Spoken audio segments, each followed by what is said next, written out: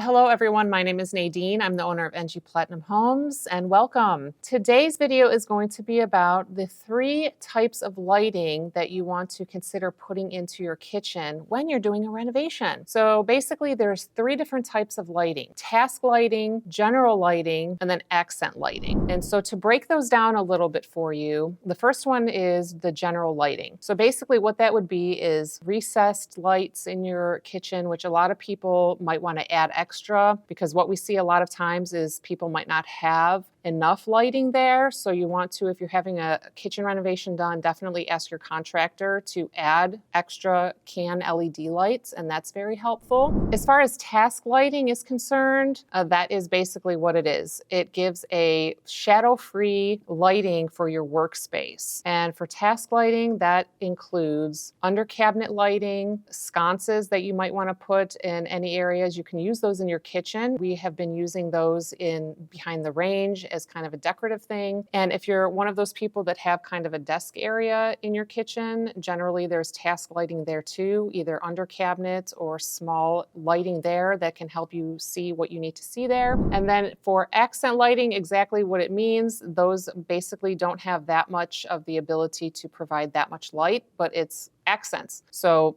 examples of these would again be sconces, and then also the lighting as far as pendants that you may have above your island. And those basically give you a draw of the eye to something specific in the space. And the accent lighting is just basically for designer purposes. Those are accent lighting for designs and doesn't necessarily have to provide that much lighting to light the entire kitchen. So I hope these 3 explanations for the lights in your kitchen was helpful. Until then, keep designing your life, and I'll see you in the next one.